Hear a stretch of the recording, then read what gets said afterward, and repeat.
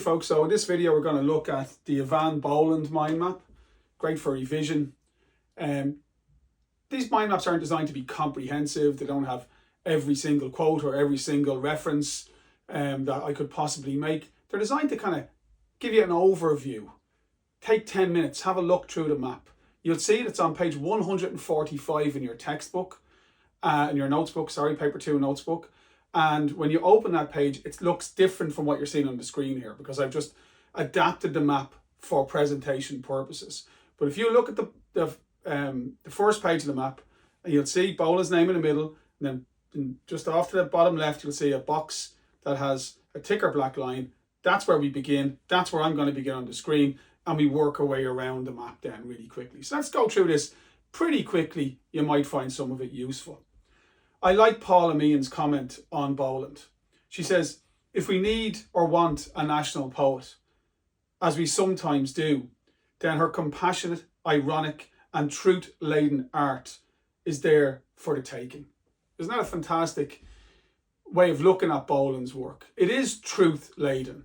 Boland is honest in everything that she says in her poetry when she addresses her relationships with her husband, her daughter, her mother, when she thinks about her reaction to the Dublin and Monaghan bombings, when she thinks about, injustice or prejudice and sexism, she writes in a way which is compellingly honest.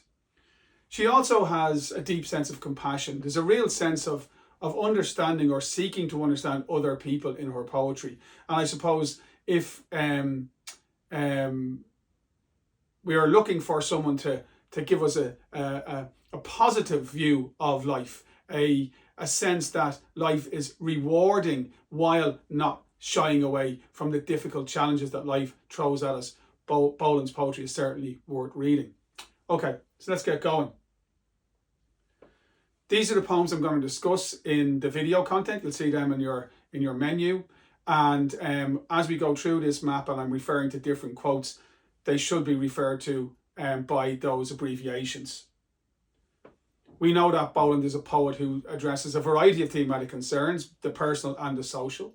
She looks at her relationships, including her marriage, her experience of parenthood. She looks at conflict, both within personal relationships and in the broader society.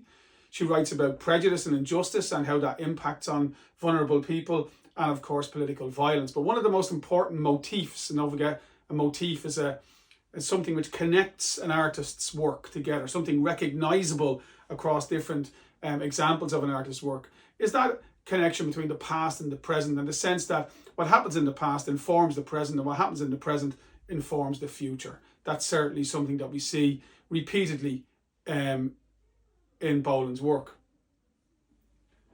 We know that her work is beautifully crafted. She's a very skillful writer. She uses symbolism and metaphor a lot, and particularly she pays attention to, or she utilizes her knowledge of Greek and Roman mythology. These classical allusions, don't forget what an allusion is. It's a reference to knowledge that she has, and if we don't share that knowledge, then there's a wonderfully, and I certainly have found this myself in reading a lot of the poet's work, if I don't know what they're alluding to and I have to go and find out, well, then I'm a more educated person having done that. So it adds a richness to the work. And Boland's reference to Greek and Roman mythology and her ability to interweave stories from those classical sources into her poetry really does make it quite distinctive and interesting. Her work is never fraught. She never becomes very emotional.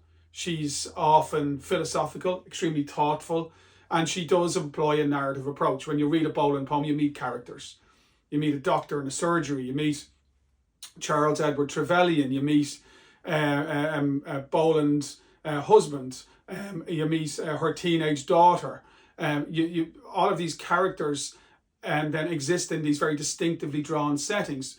1939 pre-war Paris, while her mother waits for her father, who's rushing, having bought her a gift. A suburban neighbourhood in summertime when a parent goes out to call their child in the evening time. A Midwest town, an apartment which is sparsely furnished and which is visited by love and tragedy. So Boland's narrative approach makes her work accessible. She explores her themes through storytelling in a way that, again, engages the reader. She makes particularly effective use of juxtaposition. I really, really, really like her use of juxtaposition, which is dramatic contrast, and we'll have a look at some examples of that now. This juxtaposition is employed throughout her work and often results in vivid imagery, but also striking thematic insights. It's a really clever way of conveying these insights, these ideas, these observations. And there are loads of examples. You can see them there. They're on your mind map. They're on the card in front of you right now. I'm not going to make this video too long, so I'm only going to look at certain examples. I absolutely love number 3. It's from the pomegranate, and it's the parent's reflection. If I defer the grief, I will diminish the gift. And it's the grief and the gift which are juxtaposed there. The grief is the sense of loss, of fear, of trepidation that the parent feels letting their child, whose life has been in the parent's hands for since they were born, letting the child go out into the big bad world and explore the world as an adult. And the gift is love. So the poet understands that her instinct is to protect her child, but if she's overprotective, then she'll damage the relationship she has with her child. Very, very mature, interesting observation that is relevant both to Boland's particular circumstances, but to all of our relationships between parents and children. I also love from Child of Our Time her reference to the poem's inspiration when she says, speaking to the child who died in the bombing the previous day, she says the poem takes from your unreasoned end its reason. So unreasoned and reason really do, that juxtaposition is very striking there, and it makes you think. So she's saying the reason she wrote the poem, the inspiration for the poem, is because she's so shocked at the cruelty and the illogical and irrational act of violence that took this child's life. I also really love idle talk and new language from the same poem. Again, talking about what we do wrong in society, using language of prejudice and ignorance and division, and what we need is a language of reconciliation, of understanding, of fellowship, because otherwise we are doomed to repeat the same tragic mistakes. So juxtaposition, a very, very interesting aspect of style in her poetry. You could talk about that in a paragraph on its own, or you could just refer to it when you're dealing with the individual poems if you're going poem by poem in your structure. As I said, the poet is very interested in the connection between the past and present. And as a consequence, her poetry often contains time shifts, which are quite fluent. And when you first read the poem, you don't really know what's going on. She moves really quickly from one time to another in a way which is certainly symbolic of her sense that the time is not another country. The past, is not another country. The past informs the present, and the present informs the future. There are loads and loads and loads of really good examples here. I particularly like the one from Love. Dark falls in this Midwestern town where we once lived when myths collided. That idea that she's returning to this place that she lived in 20 years before, but the memories of that place and the experiences of that place are as vivid and as strong today as they were when she used to live there. I also really, really, really like I love actually the quote from Black Lace Fan, the Black Lace Fan my mother gave me. The past is an empty cafe terrace, an airless dusk before thunder.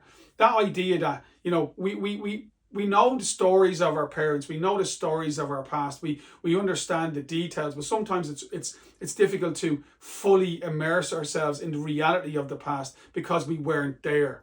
So the poet is sitting in her house in Blackrock in the 1980s, writing the poem, 1990s. She's holding this fan, which she knows her father bought in the galleries in pre-war Paris for her mother.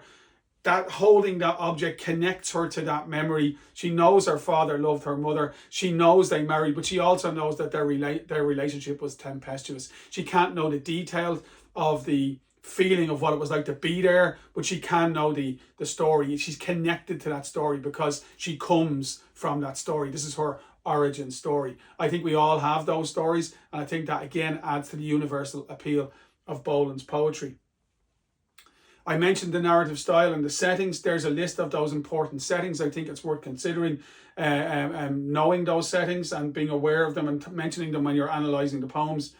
And then we get to, I suppose, one of the most important aspects of Boland's poetry. Boland was a woman, and she's writing in a way which gives voice to the experiences of women in Ireland at her time. She addresses things or issues to do with sexism and prejudice in particularly the Famine Road, but she also simply records without, again, adopting a heightened emotional tone, records the simple joy of the connection between a mother and her child. And she does it in quite beautiful language and imagery. A great example is the one I've marked as number 3 there. A woman leans down to catch a child who runs into her arms this moment. You know, that moment when the child comes safely into the mother's arms, when the mother can lift the child, embrace the child and show love to the child, that moment is really beautiful. And the poet appreciates it. She doesn't say, oh, it's beautiful, oh, I appreciate it, oh, I'm so lucky. But just the recording of the moment in the forensic detail and simple language, just that image of the child coming into the mother's arms, just that momentary connection, it communicates so much about her experience as a mother. When you look at the Famine Road, you see another experience of women. You see prejudice.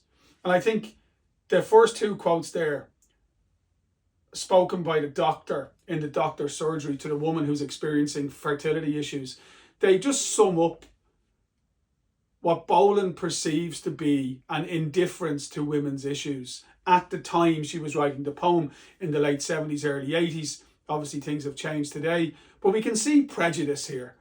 1 out of every 10, and then another third of those again, women in a case like yours. The language is clipped, cold, you know, as I said, dispassionate. He's given her statistics. 1 out of every 10 women experience fertility issues, and then 1/3 of those will never have children. You're one of them. He doesn't show her any compassion in the way he speaks. He doesn't try to help. He calls this a mystery. He doesn't show any interest in solving the mystery, and then he dismisses her. You never will, never you know, but take it well, woman.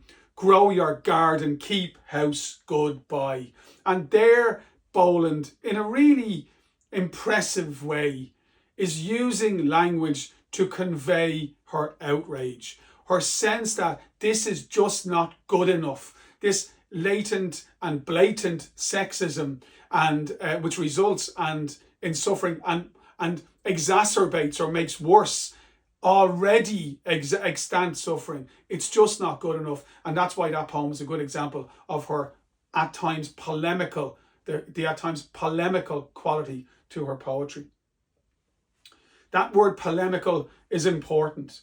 It means that she makes point, while her poetry is often lyrical, i.e., you know, in beautiful language, it discusses her own life and explores her own experiences and relationships. It does have that other quality, that social justice quality, that commentary on political issues which face us as a society, particularly prejudice and suffering. And there are so many examples in the poems Child of Our Time and The Famine Road which illustrate this. But for me, you know, there are 2 very, very, very striking examples that stand out. The first one is number 2, where she talks to this child who died in the bomb, and she says, it's our duty to find for your sake, I mentioned this already, whose life our idle talk has caused a new language. Like, that's a very, very, very strident and powerful observation, that she uses the plural personal pronoun our. She says, I am responsible. She says, I am responsible. As a part of this society, I am responsible. We are all responsible. When we don't find the language of community, of fellowship, of understanding, when we allow our differences to spill out in the idle talk of hate and bigotry and prejudice, we are all responsible for the consequences. And that really is a very powerful and relevant in the modern world, in our world in 2024, political message. And then, of course, you have this image from the brilliant The Famine Road. I think it's my favourite Boland poem, actually, The Famine Road. Although Love is magnificent as well. They all are.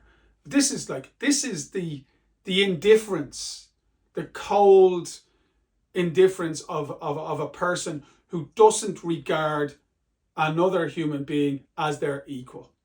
Could they not blood their knuckles on rock, suck April hailstones for water and for food? This is, as I said when I did the poem, just so reminiscent of examples in history of how we whether you go back as far as slavery, some of you may be studying the Underground Railroad, for example, or go more into more recent history and talk about the Holocaust. And I mentioned the film Zone of Interest when I did this, the Zone of Interest when I did this poem. Here we have just an image of unmerciful cruelty and a person happy to inflict that unmerciful cruelty on another human being as a result of prejudice. The image speaks for itself. It is striking, it is thought-provoking, and it is an image which can be seen in the context, the historical context of the famine, but also in a much broader, much more troubling relevance to right now in this world in which we live, in which intolerance is once again on the rise. I always recommend, with all these maps, you'll hear me saying this, watch all these videos. Symbols, symbols, symbols. Learn symbols and be able to explain why the poet uses the symbols, what themes the poet is exploring through the symbols, and how those symbols convey those themes. Look out in Boland's poetry for nature imagery, images of stars, light and darkness, and the use of pathetic fallacy. See that card? It's on your mind map. If you want to start on Boland, if you say, okay, I want to learn some stuff, learn those 10 symbols. The first 5 are not direct quotation, and then the last 5 are direct quotation. They all have symbolic meaning. They all add a richness to the work. They are all symbols that have to be interpreted. That challenges us as readers. That's a rewarding quality in any poet's work, to challenge the reader to think, to explore themes in a subtle and interesting way, and Boland certainly does that. So there we are. The last thing to mention is those parallels that Boland draws between the ordinary everyday life and the myths of ancient Greece and Rome. And this is where I think she does owe a debt to Kavanagh. Kavanagh famously saw the extraordinary in the ordinary. And I think that Boland, when she makes these comparisons between her ordinary life experience in suburbia with the extraordinary stories of the myths and the heroes and the legends, I think she's making a very good point. And the point she's making is that our lives are extraordinary. All of our lives are extraordinary. All of our lives, in even if it's in a minor way, excuse the contradiction, are miraculous. When you feel that rush of love for your loved ones, when you experience the beauty of the world out there, you are experiencing something wonderful and meaningful, and that's why she draws those connections. Hope that helped.